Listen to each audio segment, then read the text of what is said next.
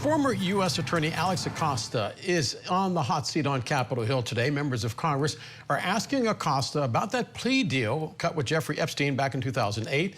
It allowed Epstein to avoid a federal trial by sending him to prison for 13 months on state prostitution charges involving minors. FBI Director Kash Patel, who was also on the hot seat this week, testified that Acosta's deal, in his words, was the original sin of the Epstein case. Scripps News national correspondent Alex Miller is live for us in New York. And Alex, this is taking place behind closed doors, but what, if anything, are we hearing about Acosta's testimony today? Well, we are learning a little bit about this testimony. As Alex Acosta walked into the interview today, he did not take any questions from reporters. Democrats spoke to reporters, though, on a lunch break today. It is expected the interview to wrap up around 4 p.m., but so far they say they do not find Acosta credible. They say that they believe that he is part of a cover-up involving the Trump administration, including the Department of Justice, and they say that, if anything, he botched this investigation. Listen.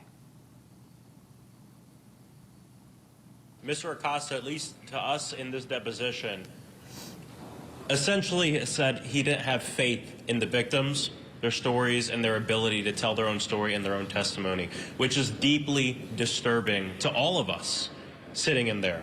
Not just that, but it seems like Mr. Acosta really had no idea about what was going on in his own office during this investigation, during the deliberation on this, on what is the most high-profile case that his office handled during that time period.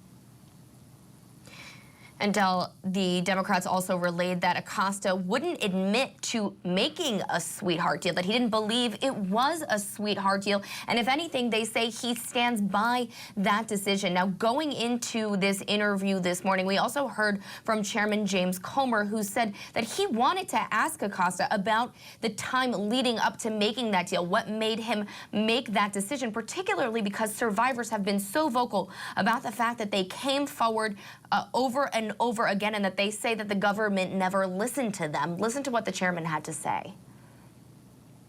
We've expressed to the victims it would be helpful if they would give us some names of some people. We'll look at the bank records. That was one of the things the attorney said. Look at the bank violations, the bank records, and you will find potentially some names. Right now, there haven't been any names that have emerged other than press reports. The documents haven't showed that. That doesn't mean there aren't any. Comes as we are on the heels of that incredibly heated Oversight Committee hearing earlier this week with FBI Director Kash Patel, where he said that he had not found any connection that Epstein trafficked women to other people. Now, that is something that many people disagree, of course, including the survivors, who have been admitting for years that they say they were trafficked to other men through Jeffrey Epstein. One Congressman, Thomas Massie, who has really been at the forefront of this, calling out the FBI director on this during the hearing. I want to remind our viewers what he said. According to victims who cooperated with the FBI in that investigation, these documents in FBI possession, your possession, detail at least 20 men, including Mr. Jess Staley, CEO of Barclays Bank, who Jeffrey Epstein trafficked victims to. Victims including minors, such as Virginia Roberts Giuffre. May she rest in peace. That list also includes at least 19 other individuals, one Hollywood producer worth a few $100 million, one royal prince, one high-profile individual in the music industry, one very prominent banker, one high-profile government official, one high-profile former politician, one owner of a car company in Italy, one rock star, one magician, at least 6 billionaires, including a billionaire from Canada.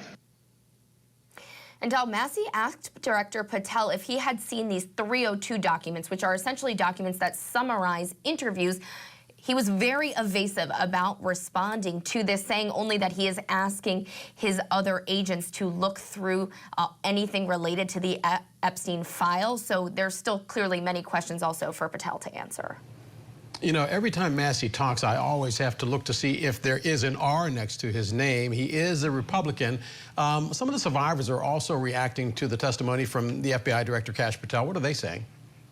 You know, it's interesting what you say about Massey, particularly because this was a Republican issue. Kash Patel is somebody who campaigned on this or has been talking about this for years, saying that there was a cover-up. Republicans have been talking about this, and now it's been a little bit more difficult as we've seen the president call this a Democratic hoax. But we heard from the survivors just last night, not all of them, but a group of these survivors calling out the FBI, saying that these documents need to be released not only to the House Oversight Committee, but also to the public so that everybody can see them. I want to read you a little bit of this two-page document where they said, Director Patel's testimony raises more questions than answers. For years, he has railed about the incompleteness of previous investigations. He's right about that. Previous investigations, they say, were indeed incomplete. So what is his plan to make sure that a thorough and unbiased investigation is conducted at last? He seems to acknowledge that the FBI FD 302 reports naming other men to whom Epstein-Maxwell victims were trafficked are real. So they're calling him out. They're calling Patel out for these last statements. Because, again, Patel has been incredibly critical of previous administrations, accusing other administrations of cover-ups. But they say that he is passing the buck on this. And they say in this statement, they're asking him who the officials are in these previous administrations who deemed any of those 302 interview reports not credible, and they want to know from Patel, Del, why he has not read those reports and why he has not conducted interviews himself.